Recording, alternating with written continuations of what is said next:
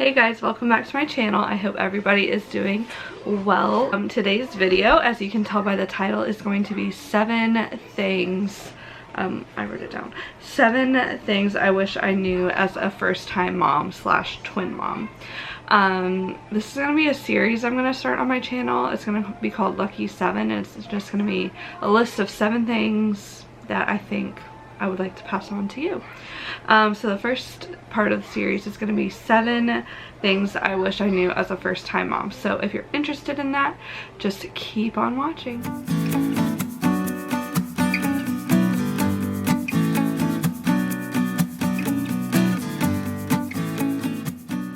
So the first thing, I had to put this as number 1 because I think, at least for me and my sister, because my sister helps me a lot with the babies, I think the number 1 thing that was unexpected about being a mom is how much babies fart. Like, they fart all the time. I guess it's just their body getting used to being outside and eating, and their digestive system is just getting used to eating. So they pass gas quite a lot. It's quite comical, actually. And yeah, it's really funny. The second thing is the first 3 to 5 weeks, so 3, 4, or 5 weeks of you having babies, you really just got to go with the flow. You're learning how to be a mom, they're learning how to be a baby, they're learning how to live outside the womb, you're learning to care for these little itty-bitty little things. You just got to go with the flow. I barely remember my first 3 weeks, their first 3 weeks, because it was just a blur. I remember constantly feeding them, them constantly spitting up, and all the baby cuddles. All of the newborn snuggles were the best. But really those first 3 weeks, they're just learning what life is. So you just kind of gotta go with flow, feed them when they need to be fed. There's no use trying to put them on a schedule because they have to eat constantly to keep up their body weight. I know my girls were eating between every 2 to 3 hours, even throughout the night. I don't know, I just didn't, I thought like when the girls were born I would have a schedule right away. I'm type A if you can't tell. So I thought I would have a schedule right away, but the first 3 weeks, you're learning, they're learning. There's no use having a schedule because there is no schedule. So just go with the flow, okay?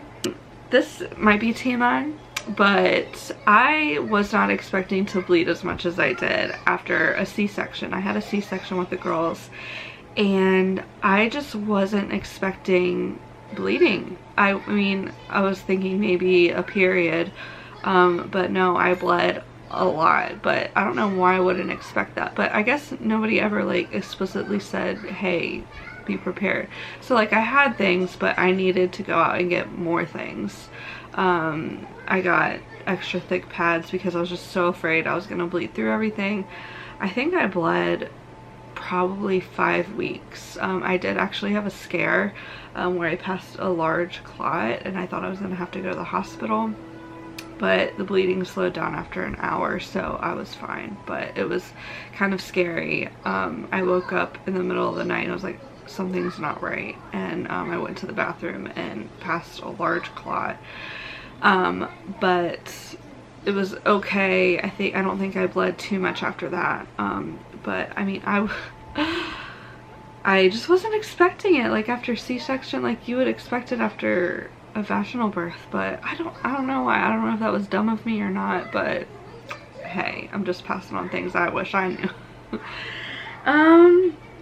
Number 4, you are going to get a lot of advice from moms, from your aunts, from your grandma, from a woman passing you in the shopping mall. I don't know. Everybody feels like now's the right time to give a new mom advice, and honestly, take it, listen to it, and the ultimate decision is if you want to take it or not.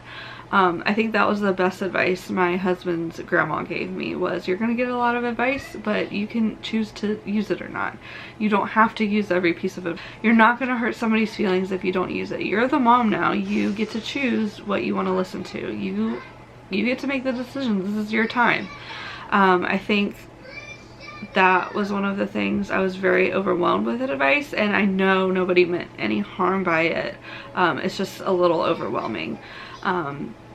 But you can make the decision or not whether you want to use that advice or not.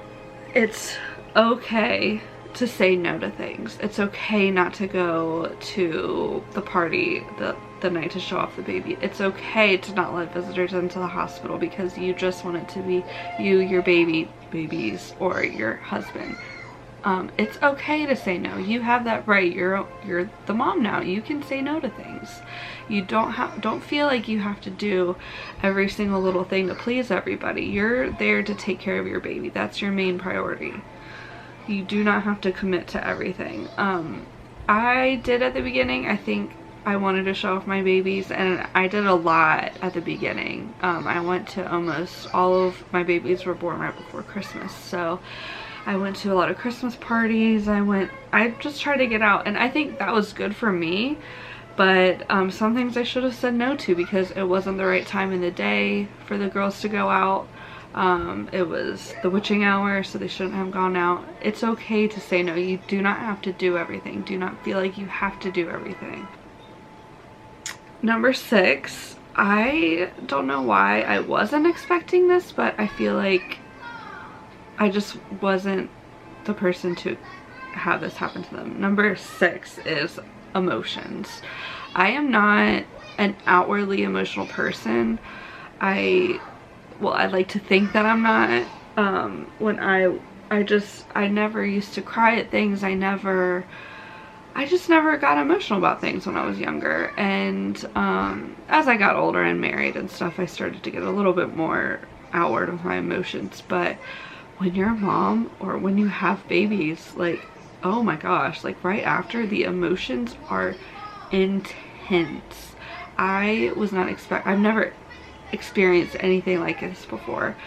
My emotions were so high. I would just burst into tears for no reason, and my husband, because he's not used to my emotions, was like, are you okay? I'm like, I'm fine. I'm just really happy, and I'm just happy and sad and just, I don't know. And so we had to have a talk on the way home from the hospital. I'm like, I think you just need to be aware that I might just randomly burst into tears sometimes, but I'm okay. I'll be okay. I think that's just part of this filming. But in a way, I think it was good for me to experience those emotions and go through that.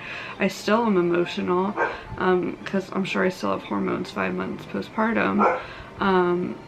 But yeah, the emotions are crazy, so just be prepared. The 7th thing I wish I knew as a first-time mom: Amazon Prime is your new best friend. New best friend. I know when I was in the hospital, I was like, oh my gosh, I need this, I need this, I need this. And when we got home from the hospital, my sister was watching the dogs, and she said, are you okay? Are you just like spending in the hospital? And yes, I was. I bought so many things probably the first 3 weeks that I just didn't think I would need. And the Amazon guy and I were BFFs, and it was great. All the things that I needed, but with twins, like, you need more. So I got more swaddles. I didn't have enough burp cloths. I got a couple extra things for my breast pump that I didn't end up needing because I ended up not breastfeeding. I just got so many things, and Amazon Prime is wonderful. I totally recommend spending the $100 a year to get it. I'm sure most of you do have it because it's good anyway, not even if you're not a mom. But Amazon, I love you. Love you so much. But those are my top 7 things that I wish I knew as a first-time mom. You guys enjoyed this video. If you did, please consider giving it a thumbs up. Also, subscribe if you're new. I do a lot of content on twins, having twins, being a first-time mom. So yeah, I would love to have you. Thank you guys so much for watching. I hope you have a great day. Yeah, bye. Thanks. My dogs are barking. I just wasn't expecting all of